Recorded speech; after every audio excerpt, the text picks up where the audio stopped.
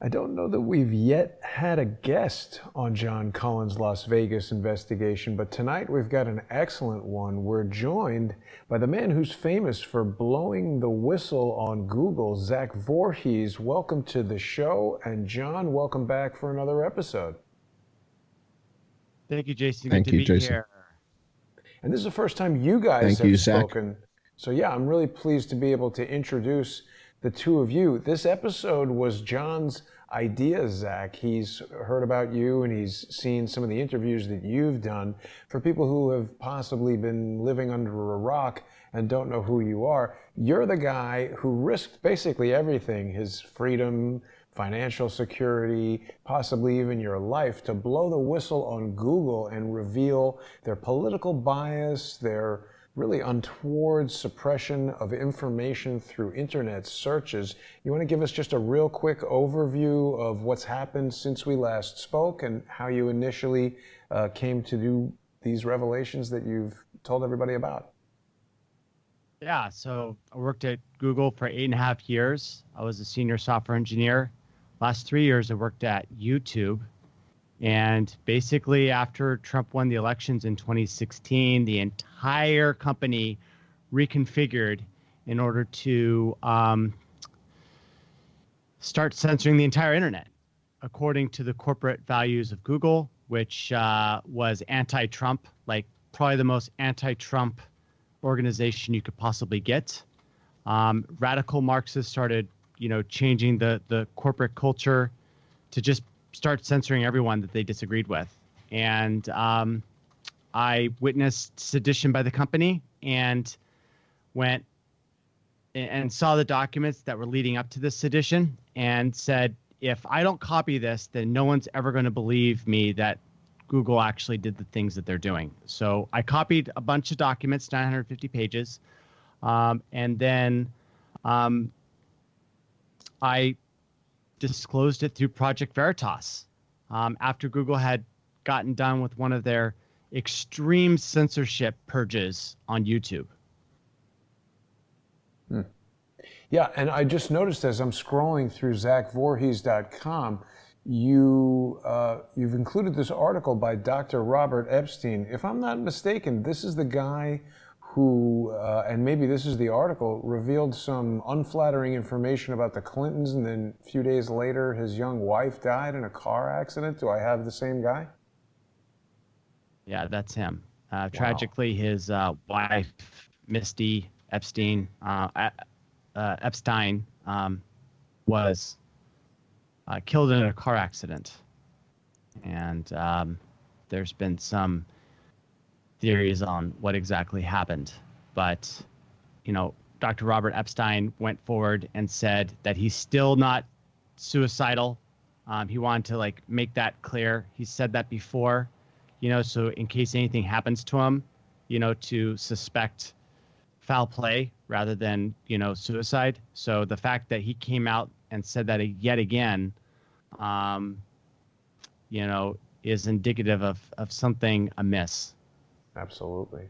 Tragic story, a very young woman, and there's just far too many coincidences surrounding people who seem to have information about the Clintons. Now, John, I know you've prepared a lot of questions for Zach, and this is a bit of a sensitive episode. We're going to be talking a lot about Google. We're going to be talking a lot about YouTube. There seems to be a tendency when you touch on these kind of third rail topics, YouTube has the ability to just indiscriminately strike videos, call them hate speech, shut you down for 3 months. The main Crowdsource the Truth channel, the Jason Goodman YouTube channel, is currently under such a ban. No live streaming until March, in part because of a malicious attack from social engineers, and in part because of video about the guy who was the CEO of Cantor Fitzgerald and some ties he had to real estate connected to Jeffrey Epstein. That video got just struck by YouTube as being hate speech, although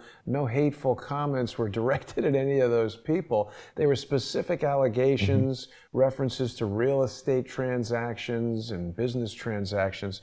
So it's interesting. When we get over to our show on patreon.com/IamJohnCullen, patreon.com/crowdsourcethetruth, and on Subscribestar as well, we'll get into some of the specific details about YouTube, about Google. But John, why don't you give us an overview of the type of stuff we're going to be talking about and some of the questions you're going to pose to Zach? Sure. Well, first of all, it's probably important that the audience know that Zach and I've never met. We've never talked. This is the first time that we've met. And so, Zach, first of all, thank you for coming on the show. Very grateful. So appreciate you being here. For me, you're a hero, and I don't know the extent to which you understand or appreciate the impact that you've had on others.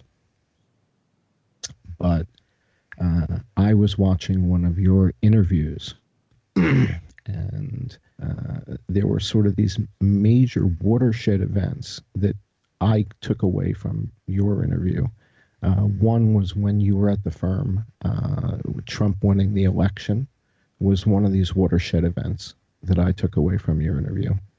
And I forget exactly who you were doing this interview with. I don't remember if it was the Veritas interview or the interview that you were doing here on Jason's show back in September. But in one of the interviews, you talked about the Las Vegas shooting. And then you talked about how when some of the Q posts came out, and those Q posts tied back to the Vegas shooting, you were getting goosebumps. And the hair on the back of your neck was standing up. And so that's when I said, oh my God. And I said, I've been saying to Jason, for months probably, if not certainly for weeks, that, we really need to get Zach on to talk about this blacklist at Google, at YouTube, these search terms. Because if ever there was a channel at YouTube that is shackled with cement boots, it would be the Johnny Hoover channel, which is my channel. Now, I don't think Zach is familiar at all with my research, which makes this all the more interesting. Yep. Am I right, Zach? You're not familiar with my work, are you? No, what are you? I mean, you've got a sheriff star on your YouTube page. Like, what does that mean? Yeah.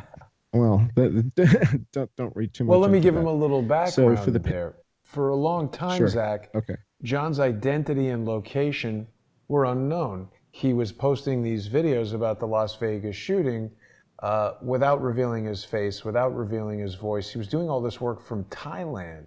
And in 2019, I traveled to Koh Samui to meet with John, and shortly after that, he revealed his identity to the world. We've started this show, and people can watch it on Patreon and Subscribestar. We've also, for each one of the shows that we do, we have a YouTube lead-in where we let people know that the show is happening at 5:30 p.m. Eastern. People can also watch a simulcast of this YouTube broadcast on the John E. Hoover YouTube channel. So if you're not yet a subscriber, please go to John E. Hoover and that YouTube channel there. But basically, John has revealed tons of evidence, Zach, that causes us to believe that Saudi National Guard, Saudi Arabian National Guard helicopters were involved in the Las Vegas shooting.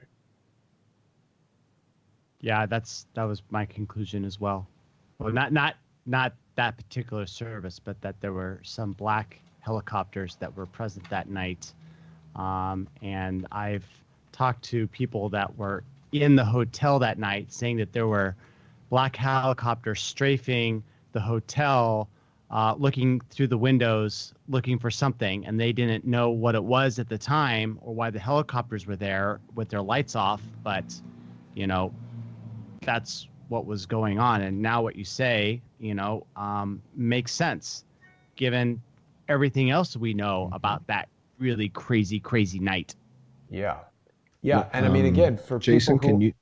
aren't directly familiar with all of this, I know this is one of these things that we say that sounds so outrageous, but as people go to the John E. Hoover YouTube channel and go through the extensive videos, John, how many videos have you produced, would you say? There's tons of evidence in here.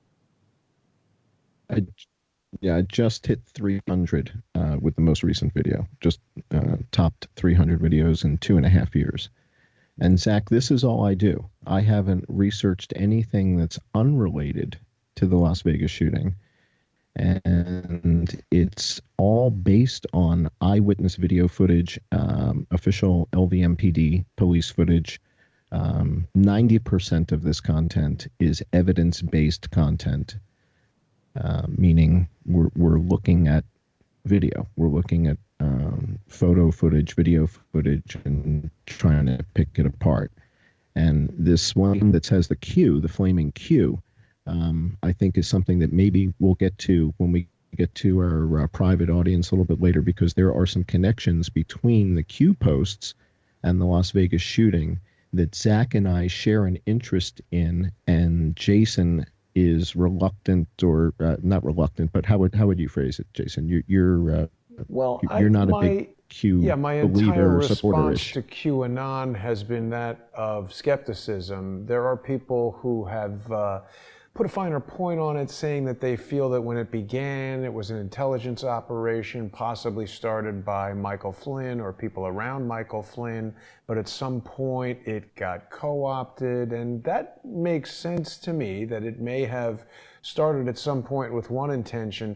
I mean, if anything, we can put together all the information that we've gotten from a wide array of guests. I'm talking about Patrick Berge, who spoke about ShadowNet and Clear Force. That's connected to Jim Jones, who worked very closely with Michael Flynn. There was something called like Psi, something or other that I forget, that was connected to Michael Flynn. So it is possible, in my view, that intelligence operatives may have, hired or otherwise, somehow involved social media personalities to kind of play a role in this, and somehow the thing went off the rails. But there have been things about QAnon that I don't trust. I mean, I'm interested to hear what you guys have to say about it relative to Las Vegas. It's very relevant as it pertains to Las Vegas, and it's very relevant as it pertains to Zach's story, as I understand it, Zach. Am I wrong or am I right? Critically. Let me just be forward in saying that I would not have done what I've done if it weren't for QAnon. I believe that there is a plan in play. I believe that it's the globalists versus the different countries around the world. They've been able to infiltrate the governments, the corporations, the banks, the media, et cetera, et cetera. And after carefully studying QAnon for over a year, really, I came to the conclusion that there was a plan in action to de-infiltrate the world from this globalist mafia, and that the predictive power of Q for many of his predictions was so great that he was either a time traveler or an insider. And using Occam's razor, he was probably an insider rather than a time traveler. And so I realized that, seeing what Google was reconfiguring itself into, I realized that the Patriots had a really big fight in store for the tech companies. And so I determined that I would make their job a lot easier by just coming out and saying, here's all the evidence that you need in order to take down a treasonous organization that's trying to subvert American democracy and the Republic. Wow. So I just want to come out there and say, yeah, if it weren't for QAnon, I would not be here. I would still be scared inside of the belly of the beast, or maybe, had just quietly left and moved on to a different, company, one, Amazon or Uber, or one of the big, or Netflix, one of the big, tech companies, you know. And that would have been easy for you to do with your resume. Dragonfire Crypto is telling us that Q is Admiral Rogers, and then Dragonfire Crypto says Q plus is Donald J. Trump. So, I mean, again, I think that the way you're talking about it, Zach, makes sense. And I mean, again, I'm not totally dismissing it, but I've been very skeptical of it, so I'm going to be really interested to hear what you have to say, because Zach, in our previous conversation and in looking at the various interviews that you've put out there, I've got a lot of respect for you, and obviously you're an extremely intelligent guy, software developer. You worked at Google for many, many years working on some super high-level stuff. So you're not just some person sitting in a house watching the internet who decides that QAnon is great. I'm definitely interested in hearing more of what you have to say. We're just about 15 minutes away from our sponsor-exclusive show that people can join us for on subscribestar.com/IamJohnCullen, subscribestar.com/Crowdsource the Truth, and the 2 Patreon channels as well. In the last couple minutes here on YouTube, what would you guys like to share with our audience, Zach? Well, I'd like to share that there's some things that I've been really reluctant to talk about publicly and on the YouTube influencer networks, because Google may shut them down. And so I'm really excited to be able to join you in the exclusive content because I am going to be able to talk about some of the things, like what happened, like the real story behind what happened during the 2018 shooting event that happened at on YouTube, campus. you mean? Yeah. Yeah, at Yes, YouTube, at yes. my work, at my place of work. Nasim And- Aghdam. Yep. Yep. Nasim Aghdam. Yep. Dude, it's so creepy. Like what Well, actually happened. here's how I see this. Here's how I see this, Zach. I look at Edward Snowden as a national hero, and Edward Snowden showed us how the NSA and the CIA are doing the things that they're doing that are untowards. I see you as being in a similar role, as being able to show us what might be going on behind the scenes at YouTube to suppress the type of information that people like me are trying to publish, right? I've been at this for 2.5 years. I have 23,000 subscribers. Are the view patterns that I'm seeing, are they typical? Is there a way to know? Is there a difference between how my channel is treated and other channels? So I look at you as sort of the Edward Snowden of what goes on behind the scenes at YouTube that can shed some light on what really is going on, right? Why do some of my videos get 100,000 views and some of them get 2,000 views? And why do none of them get 1 million? Why does that happen? And are there mechanisms? Are there tools? Are there processes? Are there procedures to address these topics? That's what, this is where we're going to have a bit of a mind melt, because policies, procedures, tools, this is the world that you and I share. This is where we have very similar backgrounds. So I want to jump in here and say that the one-word answer is Wikipedia, and how Wikipedia influences Google. I'm going to go into detail about how that's implemented in the exclusive interview. So, wow, that's going to be interesting. Fantastic. This is stuff that Zach's never spoken to anybody about before, so that's a real honor to have him with us and talking about that. People should visit ZachVorhies.com to learn more about Zach. And Zach, you're involved with a 501c3. Do you want to give us the background on that in the last few minutes and tell people how they can get involved? Yeah, so I've got a sponsor now, a public charity sponsor, and it's AIRBT. It's Robert Epstein's public charity. And if someone wants to, write a check in the very near future when I start fundraising, they will be able to get a tax rebate, 1-to-1 on their taxes. Instead of having to pay Uncle Sam, you can pay me to make sure that you aren't censored and the people that you follow aren't censored as well. It's the American thing to do. So that's the exciting thing that is coming down the pipeline. Awesome. So that's not quite ready yet, but Dr. Robert Epstein is on Twitter. People can follow him, Dr. R. Epstein. And it's a terrible tragedy that he has recently experienced. So congratulations on getting involved in what sounds like a very noble effort. And we're going to be back in just 10 minutes with Zach Vorhies on John Cullen's Las Vegas investigation. Join us, please, on patreon.com/IamJohnCullen. and patreon.com/crowdsourcethetruth, as well as subscribestar.com. We're going to be starting in just about 10 minutes, and we look forward to seeing everybody there. Thanks for watching.